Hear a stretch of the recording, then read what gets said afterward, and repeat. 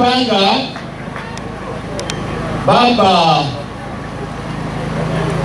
mukulu Sentamu Kyagulanyi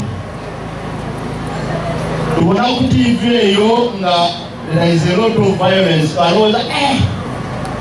Today twenda kwebaza Katonda there is a new face getuli kubona mu church depicting it is not a violent face but a friendly face. Mukama yebazibwe era ife to want if there is a message to be given today, a message of peace. The president asobola okukyala oba abageni basobola okukyala ebintu byaba peacefully. Let that message go deep into abantu abalowooza nti there is always violence.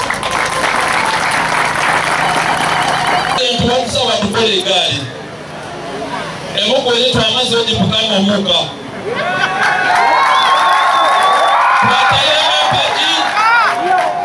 twata kukengere olwali rugata kuba amatale sibule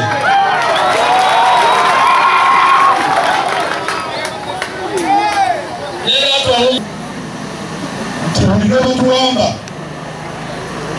batwala endi mutwe bamusomesa olunyankole twasigala nga tulinga bwe tuli balikulondanga mulala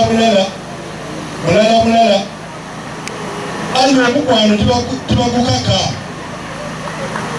twenda okubera Mwami Museveni nti tibakaka mukwano titujja kwenda NRM kulwampaka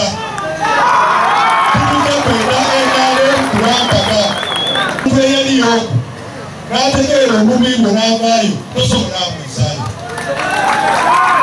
kale nebali tukola byonna Your Excellency nebali tukola byonna tunaatera okuba nti ekibala kibala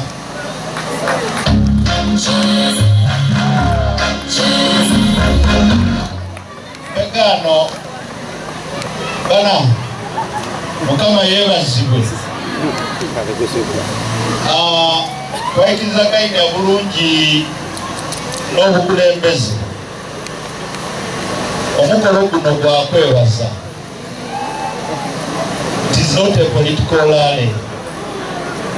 Ndikubasaba ebindi tukomaawo twete Masse atukomere lwaki yatwese wano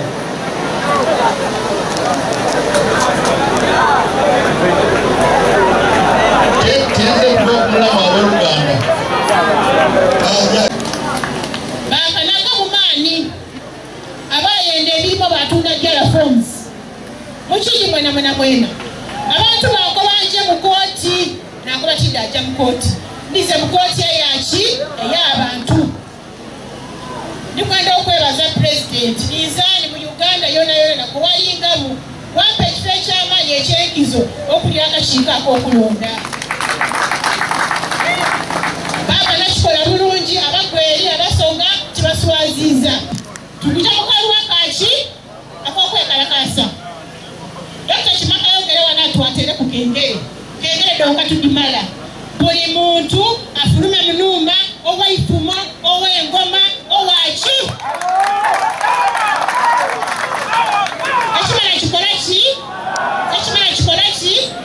amateeka tumanyi tuli clean ne bwe tujja amaaso ga chachi maaso g'abannaddiini bonna ne maaso g'abazadde baffe tumanyi tetulina musango tumanyi bye tukola ebituufu era kyova olaba bannaffe bangi ne bwe bakwata ne babatwala mu kooti tosangangayo n'omu nga bamusalira omusango ne bagumusinga kubanga balese evidence ne musinga kuba munnange tebaba na musango era emesege eyo tetuwulira buli omu abavubuka mwenna tuwadde muli banyiivu wadde babakola bibaluma wadde mulina obusungu wadde mulina amaanyi ag'ekivubuka tugakozese nga twewa ekitiibwa nga tuteekawo ekifaananyi n'abaana abato abatulabirako batwenyumirizeemu nga ffe bwe twalaba bamandera bwe babikola ensi ne bawa ekitiibwa ne bamusiba emyaka 27 naye n'akomawo nga tewali asobola muyita criminal. Kyeki ye example gye twagala okuteekenga era ye example gye twagala okuwa abaana abo abatugoberera. Kyalo ono namusinkana mu 2018 naye ebigambo bibiri oba bisatu byensobola okukozesa okunnyonnyola Mercy Walukamba. The first word is decency. She is a decent woman. Ekyokubiri is trust. She is a trustable woman. Basebo ne banyabo omulaba NUP einaba MPs okwetola eggwanga, NUP einaba mayors, ba councillors n'abakulembeze bonna bonna. Ne buli mukulembeze wa NUP gwe baalonda yayita mu ngalo za Mercy Walukamba. Nkimanyi bulungi nti tulina abawagizi okwetola eggwanga. Era nkimanyi nti n'abakulembeze abaagala okulondebwa bangi nnyo batunira tiketi eya National Unity Platform. Abalungi n'ababi, abeesigika n'abatasobola kwesigika. Nali sisobola nze ng'omukulembeze wa NUP kubeera buli wamu n'empiikinga abacandidates abalungi abayimirira ku values zaffe n'ebyo bye tukkiririzaamu.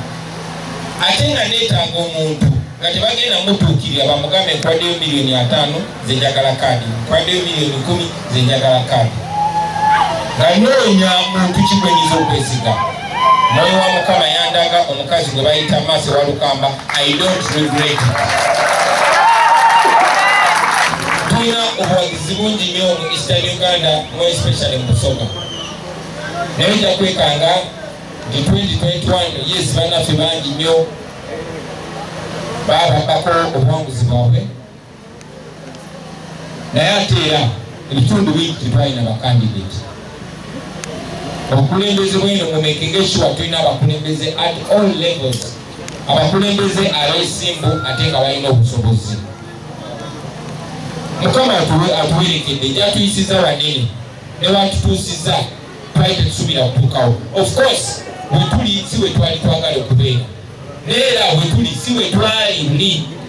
So every day by the grace of God, let us continue putting one foot in front of the other, onward, upward, tetupowa, tetuzikiza, tugende maaso.